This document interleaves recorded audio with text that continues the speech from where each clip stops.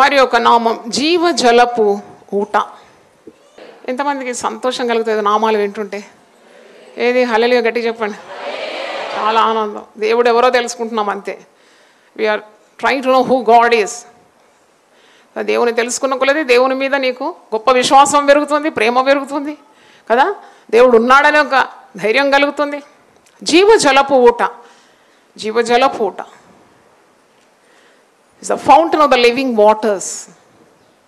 ఈ జలానికి జీవం ఉందా? జీవజలం చూడండి.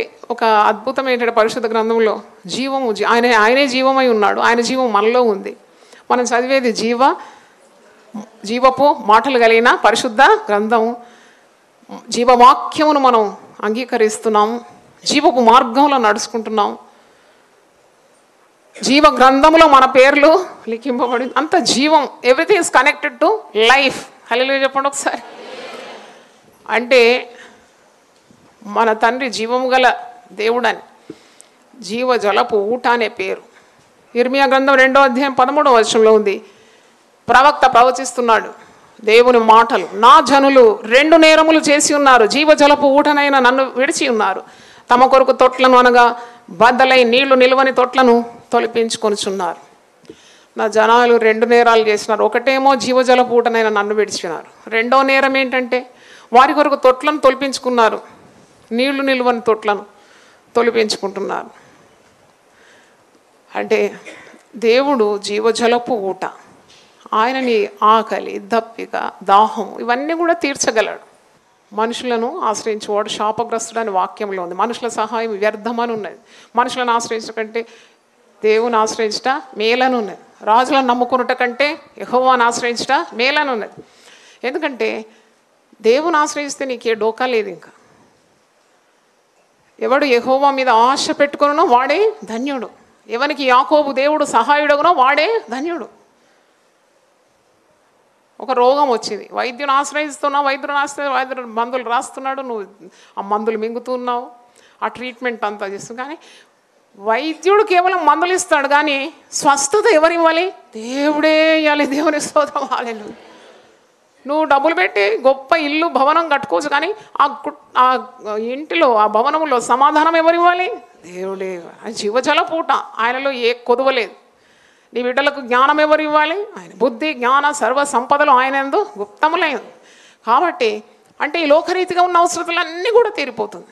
పరలోక సంబంధమైన ఆశీర్వాదాలైనా ఈ లోకరీతిగా ఉన్న ఆశీర్వాదాలు అన్నీ ఆయనలోనే మిడి ఉందని అర్థం. అందుకే యేసుప్రభు సవాలుగా అంటాడు కదా యోహాను సువార్త 7వ అధ్యాయంలో, ఎవడైనాను దప్పికొన్నేళ్ల వాడు నా యుద్ధ వచ్చి దప్పిక తీర్చుకోవాలి. అంటే ఏ రీతిగా ఉన్న దాహమైన యేసు ప్రభు దగ్గరనే నీ యొక్క దాహము తీరిపోతుంది. యోహాను సువార్త 7వ అధ్యాయం 37వ వచనం. ఆ పండుగలో మహాదినమైన అంత్యదినమైన యేసు నిలిచి, ఎవడైనాను దప్పికొనిన ఎడల నా యొద్దకు వచ్చి దప్పి తీర్చుకొనవాలి. నా యందు విశ్వాసం ఉంచి వాడెవడో లేఖను చెప్పినట్లు వాని కడుపులో నుండి జీవజల నదులు పారునని బిగ్గరగా చెప్పాను. హల్లెలూయా. అంటే తన యందు విశ్వాసం ఉంచేవారు పొందబోవు ఆత్మను గురించి ఆయన ఈ మాట చెప్తున్నాడని మరుసటి వరుసలో ఉంది. పరిశుద్ధాత్మకు చిహ్నంగా ఉంది ప్రవాహ జలం అని, ఆ నీరు అని. అంటే దేవుని యందు విశ్వాసం ఉంచేవారు అంతగా ఆత్మలో తృప్తిపరచబడతారు, పరిశుద్ధాత్మ పూనులైపోతారని. అందుకే ఎవడైనా సవాల్ అన్నమాట. దప్పిక అంటే ఈ లోకరీతిగా ఉన్నని హృదయ వాంఛలు, ఆశలు, కోరికలు. అందుకే కదా సమరయ స్త్రీతో అన్నాడు కదా ప్రభు యోహాను 4:14, ఈ నీళ్లు త్రాగు ప్రతివాడును మరల దప్పికొనును, నేనిచ్చు నీళ్లు త్రాగువాడు ఎప్పటిను దప్పికొనడు, నేను వానికి ఇచ్చు నీళ్లు నిత్య జీవనకై వానిలో ఊరెడు నీటి బుగ్గగా ఉండనని ఆమెతో చెప్పాను. ఆమె దప్పిక తీరలేదు, దాహమవుతా ఉన్నది. అందుకే ఎంత చక్కగా పాపాత్మురాలకు సమరయ స్త్రీకి యేసుప్రభు బోధి, ఈ నీళ్లు అంటే ఈ లోకం ఇచ్చే నీళ్లు నువ్వు తాగితే మరీ నీకేమవుతుంది? దప్పిక. కానీ నాలో నీకెంత తృప్తి ఉంది, నేను జీవజలాన్ని ఇస్తాను, జీవజలపు ఊటనైనా నన్ను నువ్వు ఆశ్రయిస్తే నీ దప్పిక తీరిపోతుంది, నీ దాహం తీరిపోతుందని అర్థం. మన ఊటలన్నీ ఎక్కడుందండి? ఆయనలోనే ఉంది. దేవునికి స్తోత్రం హల్లెలూయా. నీకు జ్ఞానం కావాలన్నా జీవజలపు ఊటలోనే ఉంది. నీ ఊట ఆయనలోనే ఉంది. తెలివి కావాలన్నా, ఆయుస్సు కావాలన్నా, ఆరోగ్యం కావాలన్నా, నీ అక్కర్లు తీరాలన్నా ఆయన్ని నువ్వు ఆశ్రయించాలని మనం నేర్చుకుంటున్నాం. నీవు ఆ జీవజలపు ఊటను ఆశ్రయిస్తే నిత్యము ఊరెడు నీటి బుగ్గగా నిన్ను కూడా ఆయన చేస్తాడు. అందుకంటే నా యందు విశ్వాసం ఉంచుము అని కడుపులో నుండి జీవజలపు నదులు పారుతుందంట. దేవునికి స్తోత్రం, హల్లెలూయా. దేవుడు వాగ్దానాల్లో ఒక వాగ్దానము యెషయా 44:2-4 ఉంది. నా సేవకుడగు యాకోబు నేను ఏర్పరచుకున్న యెషూరును. యెషయా 44:2-4. భయపడకుము, నేను దప్పిగల వారి మీద నీళ్లను, ఎండిన భూమి మీద ప్రవాహ జలములను కుమ్మరించేదను. నీ సంతతి మీద నా ఆత్మను కుమ్మరించేదను. నీకు పుట్టిన వారిని నేను ఆశీర్వదించేదను. నీటి కాలువల యుద్ధ నాటబడిన నిర్వంజ చెట్లు గడ్డిలో ఎదుగునట్లు వారు ఎదుగుదురు. ఈ వాగ్దానాలు అన్నీ స్వతంత్రించుకోవాలి. ఇలాంటి వాగ్దానాలు 40 ఎల్లో పేపర్లో పిల్లల కొరకు ప్రార్థించినప్పుడు పొందుకోవాలని పొందుపరిచినాం. అంటే నీ సంతతి మీద నా ఆత్మను కుమ్మరించేదను.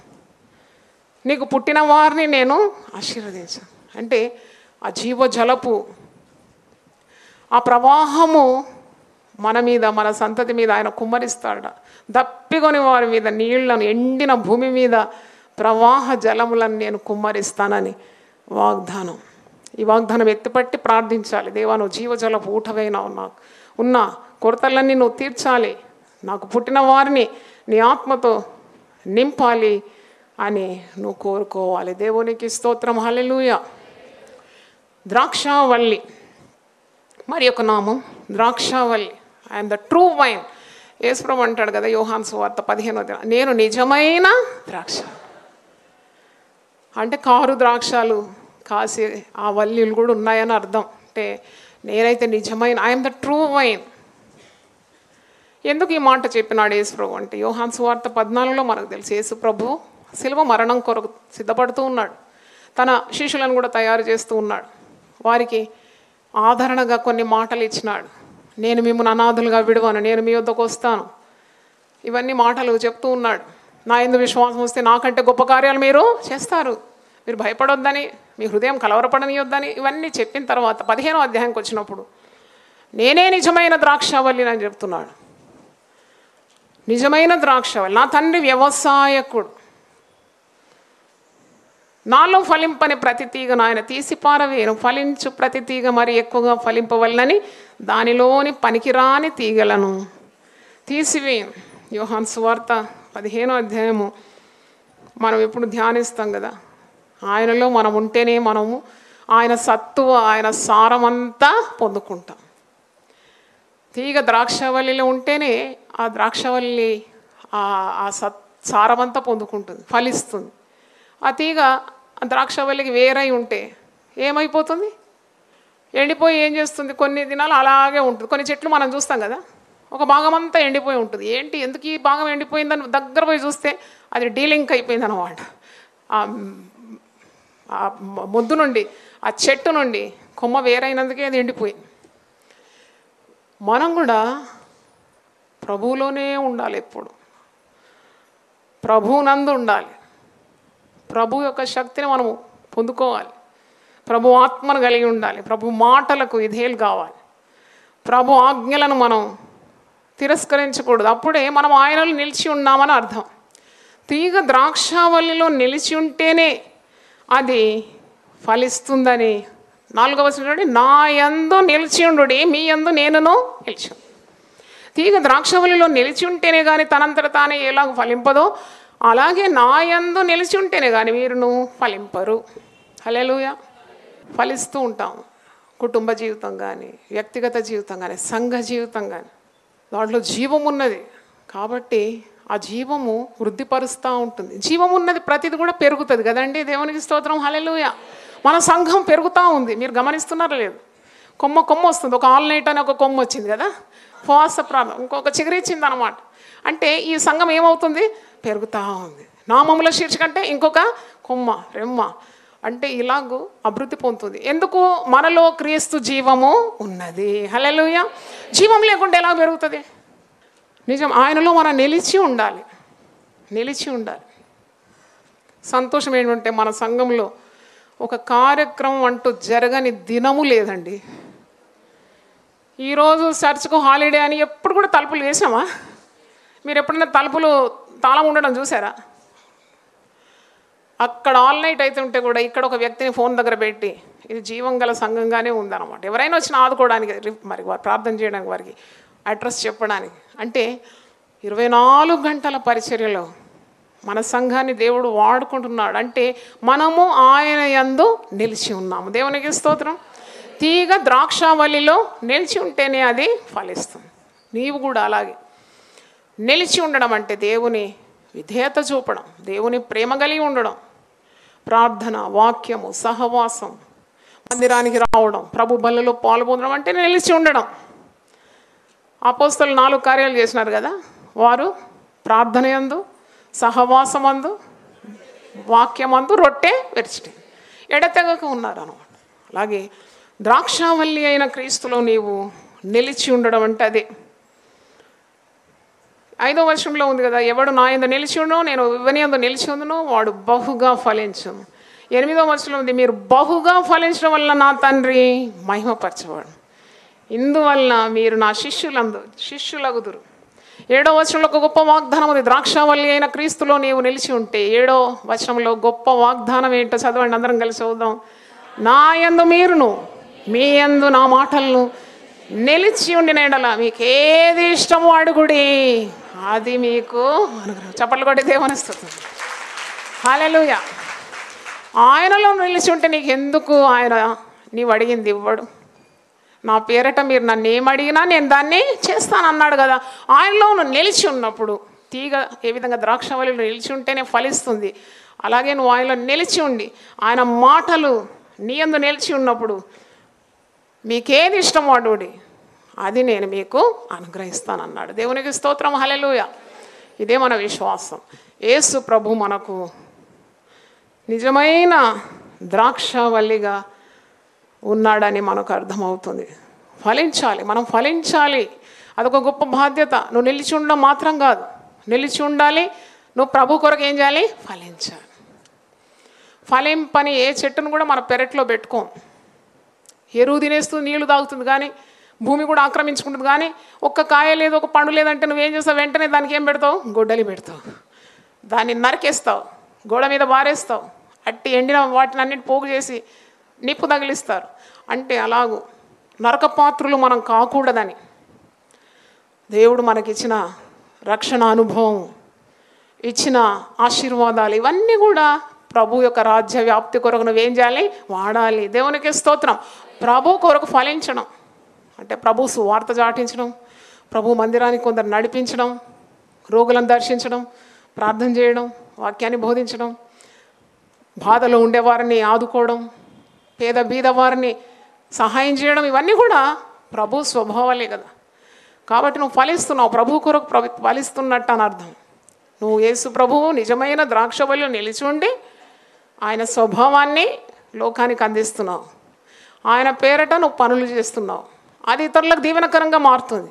అంటే నువ్వు ప్రభు కొరకు ఫలిస్తున్నావు అని అర్థం. దేవునికి స్తోత్రం. హల్లెలూయా. దేవునికి ఇచ్చిన సామర్థ్యం, తలాంతులు పాతి పెట్టుకోకుండా, కప్పుకోకుండా వాటిని ఎత్తిపట్టి ప్రభు కొరకు వాడడమే ఫలించడం అని మనకు అర్థమవుతుంది. దేవునికి స్తోత్రం. హల్లెలూయా. ఆత్మహత్య తలంపులు గలవారు జీవ మార్గంలో వచ్చినారు అంటే మన సంఘము ఆయనలో నిలిచి ఉండి ప్రభు కొరకు ఏం చేస్తున్నాము? ఫలిస్తున్నాం. దేవునికి స్తోత్రం. హల్లెలూయా. ప్రతి ఒక్కరు ప్రభు కొరకు ఫలించాలి. ప్రతి ఒక్కరు. కొందరు అనుకుంటారు అమ్మగారే అన్నీ చేసుకుంటారని. కాదు, అమ్మగారు దేవుని దర్శనం పొందుకొని సేవ చేస్తున్నారు. కానీ సేవలో వచ్చిన ప్రతి దేవుని బిడ్డలు ప్రభు కొరకు ఏం కావాలి? ఫలించాలి. దేవునికి స్తోత్రం. వాక్యం ఇచ్చే వారం ఉంటే వాక్యం ఇవ్వాలి, పాట పాడే వారం అంటే పాటలు పాడాలి, ప్రార్థన విజ్ఞాపన చేసే పరిచయం అంటే అది చేయాలి, గృహాలు దర్శించాలి, దర్శించాలి, హాస్పిటల్ వెళ్ళాలంటే హాస్పిటల్ దర్శించాలి, లేక కూడికలు పెట్టాలి.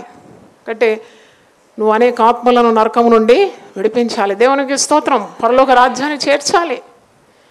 అందుకే ప్రభు అంటాడు, నీకున్న దీపము మంచం కింద కొంచెం కింద పెట్ట, కొండ మీద ఉన్న పట్టణంలాగా ఉండాలంట, అది మరుగై ఉండదాడు. దేవునికి స్తోత్రం. యేసు ప్రభు ఉపమానాల్లో కూడా చెప్తాడు, ఫలింపని అంజూరపు చెట్టును చూసి ఏం చేసినాడు? శపించేసినాడు. అది వేర్ల మట్టుకు ఏమైందట? ఎండిపోయిందట. అంటే ఫలించకుంటే ప్రభువుకు అంత కోపం అన్నమాట. శపించేస్తాడు. ఫలించాలి, ఫలించాలి, ఫలింపని ప్రతి చెట్టు వేరున గొడ్డలి పదును చేయబడిందని మత్తయి సువార్త 3:10 ఇప్పుడే గొడ్డలి చెట్లు వేరున ఉంచబడినది కనుక మంచి ఫలము ఫలింపని ప్రతి చెట్టును నరకబడి అగ్నిలో వేయబడి. ఇప్పుడు పాటలు పాడినా కదా, కొన్ని చెట్లు ఎదుగుతాయి, బాగా ఎదుగుతాయి, ఆకులే కానీ ఒక్క ఫలం ఉండదు. షో అన్నమాట, అంతే. చాలా భక్తి ఉంది, పాటలు పాడుతున్నాం అనుకని ఒక ఆత్మ కూడా సువార్త చెప్పారు. అంటే కొన్నిసార్లు పిచ్చికాయలు కూడా కాయదు, గంపలు గంపలుగా చేదుకాయలు కాస్తే లాభం ఏంటి కదా. తీపి పండ్లు తిన్నప్పుడు ఎంత మనం ఆస్వాదిస్తాం, ఎంత సంతోషిస్తాం. చేదు ఏదైనా నోటికి తగిలితే వెంటనే మన ముఖం ఏమైపోతుంది, వికారం అయిపోతుంది. ఆ చేదంతా కనబడుతుంది ముఖం మీద. అంటే చేదు నీ జీవితంలో నుండి చేదు కాదు, తీపే రావాలి. ఇతరులు దీవింపబడాలి. అందుకే అబ్రహాముకు దేవుడు అంటాడు, నిన్ను నేను ఆశీర్వదిస్తాను, నీవు అనేకులకు ఆశీర్వాదంగా ఉందావు. దేవుని స్తోత్రం. We are blessed to become a blessing to many people. కాబట్టి ద్రాక్షావల్లి యేసు ప్రభువులో నాటబడి ఉండాలి. తీగ ద్రాక్షావల్లిలో నిలిచి ఉంటేనే ఫలిస్తుంది. కాబట్టి నువ్వు ప్రభువులో ఉంటేనే బహుగా ఫలించగలవు. చప్పట్లు కొట్టి దేవుని స్తుతిద్దాం. ఆదరణకర్త, కంఫర్టర్. యేసు ప్రభువుకు మరి సిలువ మరణకి ముందు శిష్యులతో ఈ మాట అంటాడు, నేను మిమ్మల్ని విడిచి వెళ్తున్నాను, కానీ నేను వెళ్ళిన తర్వాత మీకు ఆదరణకర్తను తండ్రి అనే దేవుడు అనుగ్రహిస్తాడు. అతడు మీతో ఎల్లకాలము నివసిస్తాడు. ఆయన మీలోనే ఉంటాడు. యోహాను సువార్త 14:16 నుండి చూడండి. ఆదరణకర్త, కంఫర్టర్. నేను తండ్రిని వేడుకొందును మీ యొద్ద ఎల్లప్పుడూ ఉండుటకై ఆయన వేరొక ఆదరణకర్తను అనగా సత్య స్వరూపియగు ఆత్మను మీకు అనుగ్రహించును. లోకము ఆయనను చూడదు, ఆయనను ఎరుగదు గనుక ఆయనను పొందని ఎరదు. మీరు ఆయనను ఎరుగుదురు. ఆయన మీతో కూడా నివసించును, మీలో ఉండును, మిమ్మును అనాథులుగా విడువను, మీ యొద్దకు వత్తును. కొంతకాలమైన తర్వాత లోకము నన్ను మరి ఎన్నడూ చూడదు, అయితే మీరు నన్ను చూస్తున్నారు. నేను జీవించున్నాను గనుక మీరును జీవిస్తారు. హల్లెలూయా. అంటే యేసు ప్రభు 3.5 సంవత్సరాల పరిచయంలో శిష్యులు ఆయనతోనే ఉన్నారు, భోజనం చేసినారు, కలిసి నడిచినారు, కలిసి సేవ చేసినారు. యేసయ్య వెళ్ళిపోతున్నాడు అంటే ఆ మరణం గురించి విన్నప్పుడు చాలా బాధ కలిగింది వాళ్ళకు. మమ్మల్ని అనాథలుగా ఒంటరిగా వదిలిపెట్టిపోతున్నాడా, మా జీవితం మా జీవనోపాధి ఏంటి, చేపలు పట్టే ఆ వృత్తిని వదిలిపెట్టి నిన్ను మేము అనుకరించినాం, ఇప్పుడు మా భార్య పిల్లలు ఎలాగో అంటే ఇవన్నీ కలవరాలన్నమాట శిష్యుల మదిలో. యేసయ్య వెళ్ళిపోతాడు కదా, మరి మేము మా బ్రతుకులు ఎట్లా, మా భవిష్యత్తు ఎట్లా? అప్పుడే యేసు ప్రభు ఆదరణకరమైన మాటలు వారికి అనుగ్రహించినాడు. నేను వెళ్తాను కానీ మీ యొద్ద ఎల్లప్పుడూ ఉండడానికి ఆదరణకర్త అయిన పరిశుద్ధాత్మను దేవుడు మీకు అనుగ్రహిస్తాడు. దేవునికి స్తోత్రం. యేసు ప్రభు ఆత్మ, పరిశుద్ధాత్మ. అదే పరిశుద్ధాత్మ త్రిత్వం మనం తెలుసు కదా, తండ్రి, కుమార, పరిశుద్ధాత్ముడు మన మధ్యలో ఉన్నాడు, ఎల్లప్పుడూ ఉన్నాడు. సో కంఫర్టర్ అన్నమాట. నిన్ను ఆదరిస్తాడు, ఎప్పుడు ఆదరిస్తాడు. పరిశుద్ధాత్మ యొక్క మొట్టమొదటి గుర్తు ఏంటంటే ఆదరణ. ఆదరణ. దేవునికి స్తోత్రం. హల్లెలూయా. అందుకే దొంగ ప్రవచనాలు మీరు ఎప్పుడు నమ్మొద్దు. అయ్యో మీ ఇంటికి ఏదో నాశనం రాబోతున్నది, ఏదో మంచం కింద దయ్యం కూర్చుంది, అట్లా అంటే నమ్మొద్దు. ఎందుకంటే పరిశుద్ధాత్ముడు అలాంటి మాటలు ఎప్పుడు కూడా మాట్లాడాడండి. దేవునికి స్తోత్రం. Hallelujah. Holy spirit always comforts.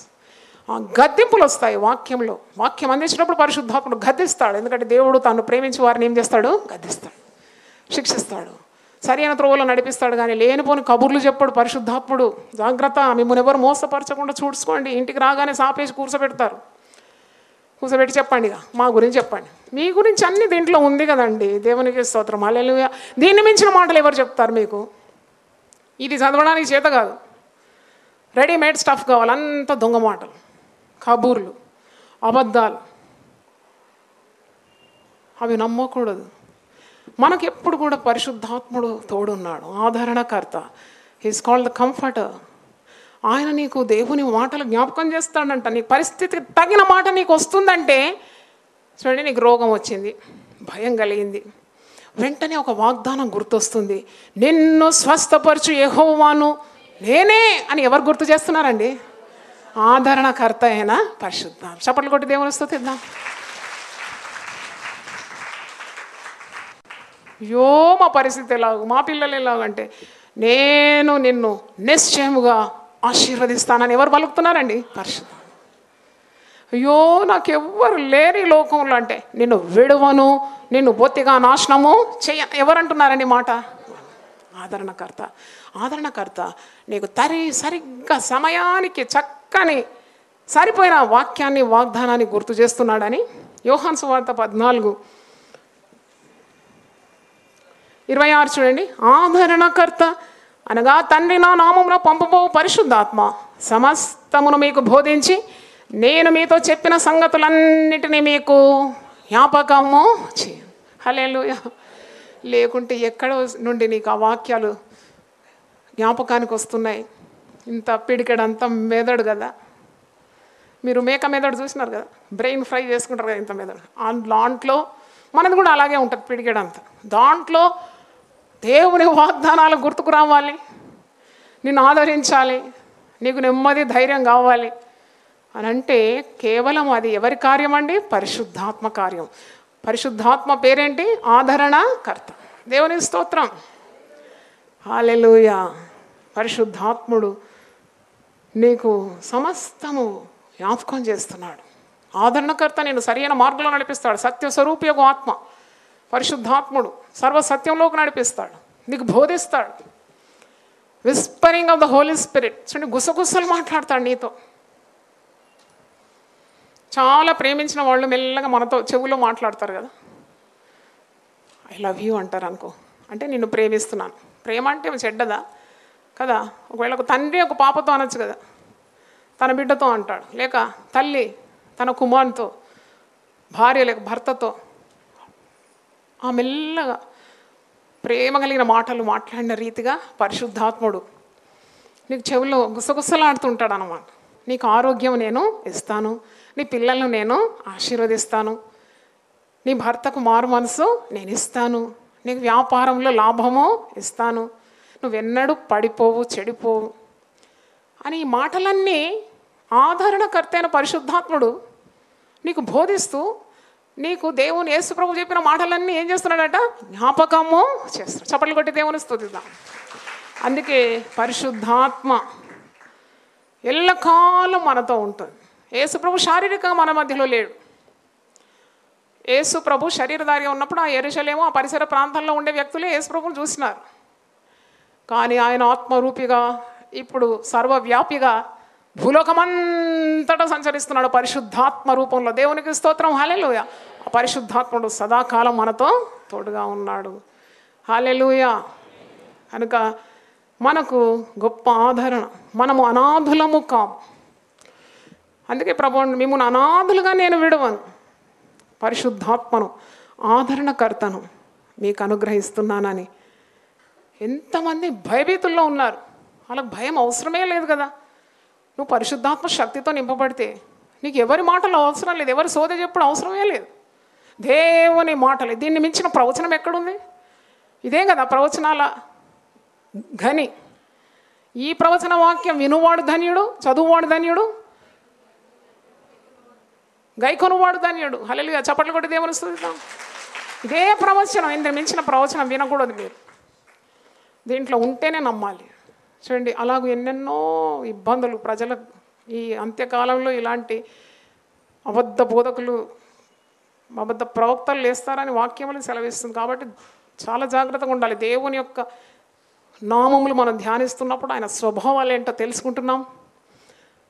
ఆయన ప్రేమ స్వరూపి అని, ఆదరణ కర్త అని, జీవజలపు ఊట అని, జ్యోతిర్మయుడకు తండ్రి అని, పరలోకపు తండ్రి అని, ఇంకా ఆత్మ దేవుడని మనం నేర్చుకుంటున్నాం. దేవునికి స్తోత్రం. హల్లెలూయా. ఆయన నిజమైన ద్రాక్షవల్లి. హల్లెలూయా.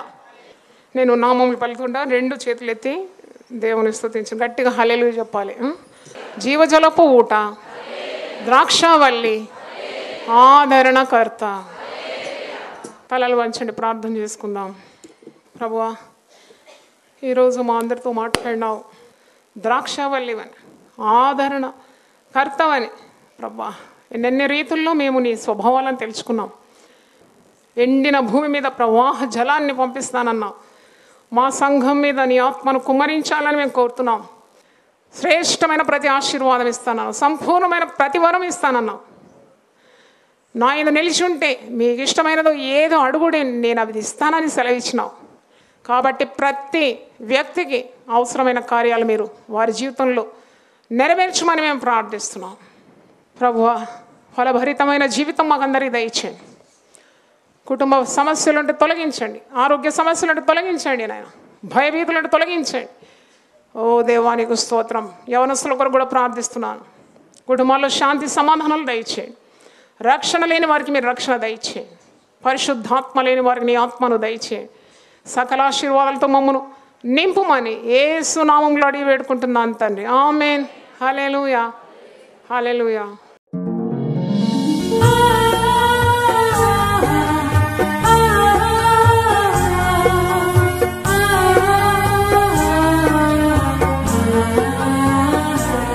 నీ ధనము నీ ఘనము ప్రభు యేసుదే, నీ దశమా భాగము నీయ వెనుదీతువా.